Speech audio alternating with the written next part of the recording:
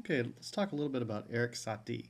Eric Satie was a French composer right around the turn of the 20th century, and his music is very beautiful but very simple. He was writing just around the same time that Debussy, Ravel, Fauré were writing their music, but his was a bit different. He kind of like a lot of the 20th century composers like wanted to part with the the kind of gushy romanticism of the late 19th century, and his music. For example, this piece that we're going to listen to, the first piece of the Gnossienne that he wrote in 1890. Gnossienne is a word that really doesn't mean anything. He made it up. And the reason he made it up was because these pieces really aren't like anything that's been written before. They're not like a Chopin waltz or a Debussy prelude. They're just a piece of music and don't really have any form that's recognizable. They're very simple, kind of a little bit boring harmonies, but they're very beautiful. And he would often have made up terms along with those too. So very simple and plain, but very different from what was else was being composed around this time. He sort of uh, kind of typified this sort of music that was written early in the 20th century. Composers really didn't want to sound like anybody else. They wanted to make their own voice and their own way of uh, of their own new type of sound. So this is Eric Satie, one of the Gnossiennes. Okay, next we have Alexander Scriabin. Alexander Scriabin was from Russia, and he was quite a character. He loved Chopin's music. Wrote, of course, the dates there. He lived 1872 to 1915, and loved Chopin's music as a child. He was a pianist, and he wrote in three distinct styles. His first stylistic period, his music is exactly like Chopin's music. You cannot tell the difference between his music and Chopin's. He wrote preludes and mazurkas and waltzes and etudes and very romantic music, really beautiful, but very much exactly like Chopin. In fact, it's even said that he slept as a young pianist. He slept with Chopin's music under his pillow. He loved his music so much. So indistinguishable from Chopin. Now, his second time period, he kind of sought to be a little bit more adventurous. Wrote lots of piano pieces. He wrote piano music all his life, and different harmonic style. You'll hear lots more dissonance in his music. Kind of experimented with pentatonic scales and things outside of diatonic harmony. In his final period of life, the last 10 years or so of his life, he became very adventurous and wrote music that is not tonal at all. He invented his own sort of tonality and used his own types of scales, invented certain types of chords. There was a chord which we won't get into the details of, but he called it the mystic chord and really liked to use it quite a bit. But this piece we're going to listen to is his fifth piano sonata. He wrote nine. His fifth piano sonata in 1907, which was right on the edge of his second and third time periods. Uh, it's very romantic, but it's also can be very dissonant and atonal at times, although you'll hear plenty of beautiful major and minor tonalities you're used to hearing. The piece consists of five themes, and they kind of intertwine. Sometimes they happen at the same time, but I'd encourage you as you listen to try to sort of identify each of the themes as you hear it. The very first one is an opening, very dissonant trill-like figure that's a big flourish up to the top of the piano. That's one theme.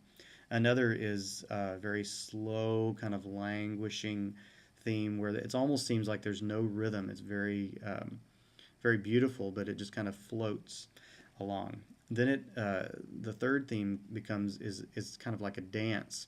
The slow, languishing second theme kind of generally picks up speed and starts to move along and becomes a dance. And that's the third theme is a dance, and it's presto. It's very fast. Um, and then there's a transition and a less lively group. So it's sort of like in sonata form, not anything like Beethoven or Mozart like we would expect. But this is a very exciting piece, very colorful piece, and just as you listen to it, it's all in one movement. Listen to the shifting kinds of moods and how it shifts and slides from the slow theme to the dance-like theme, and you'll hear lots of recognizable major and minor harmonies, but he also combines lots of other scales involved in there. So very exciting and colorful piece, similar to Debussy, but he really has his own voice here. This is one of my favorite pieces by Scriabin. That favorite sonatas that he's written is the Fifth Piano Sonata. I hope you enjoy it.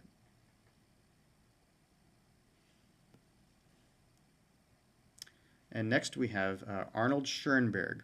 Now Arnold Schoenberg, he looks pretty stern in that picture. He's quite a character. He was a German composer in the early part of the 20th century, and a very influential composer. This piece is, well, all of his pieces are something he experimented with called atonality. And in atonality, composers tend to lean away from things that sound tonal. You won't hear a scale, you won't hear major chords very often, you won't hear minor chords, but if you remember when I talked about Satie, composers really wanted to create their own voice. They wanted to come up with their own ideas and just do exactly what they wanted to do. And with this piece in particular, these sets of pieces, he really strove to ignore the tonal ideas that we're used to. Now, when I say tonal ideas that we're used to, I'm talking about major triads. If you have three notes that are arranged like this, it's going to sound like a major triad because of the way it's built. You have a perfect fifth on the outside and a major third on the bottom, and that makes a major triad. Well, Schoenberg would use triads, but he wouldn't combine pitches like that. He would use a triad of, say, in this piece, a third followed by a second. And that actually, a minor third followed by a minor second, forms the triad that is more or less the basis of this composition that you're going to hear. You'll hear the first of his Opus 11 piano pieces. And it takes a lot of work to listen to this. You know, this is not something you can just listen to and hear it the first time and sort of get it.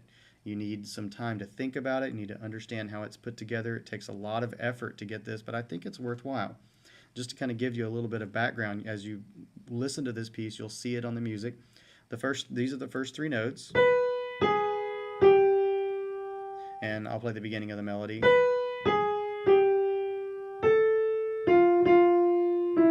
So it's made of two three-note groups. And if you can hear, they're very similar. You have a third, followed by a second, and another third followed by a second. It's a major third in the second version. But underneath, you'll hear a chord, and without getting into the details, if you flip those notes around and arrange them in their most compact form, it's the same idea. It's a third and a second. So this whole piece is built not around major chords, not around minor chords, it's built around this little three-note group of a third followed by a second. And that's very common of his music. His music tends to sound, to me, very romantic and has lots of feeling and emotion, lots of dissonance and kind of resolution, but it's very different from what you'd hear in a piece by Brahms. You won't hear those recognizable triads. And like I said, it takes a lot of work and effort to sort of understand Schoenberg's music, but it's really worthwhile in the end. And he had a couple of students he influenced quite a bit named Alban Berg and Anton Webern, which I'll talk about in the next segment. But hopefully this will be very interesting for you. Follow the music and really listen carefully. Listen for those types of intervals, the third followed by the second, and just kind of try to think of adjectives or words that you could use to describe that: funny, happy, serious, and it kind of gives you something to listen for. But again, this is something you'll want to listen to over and over again to kind of get a feel for it. So this is Arnold Schoenberg's Opus 11 No. 1 piece for piano.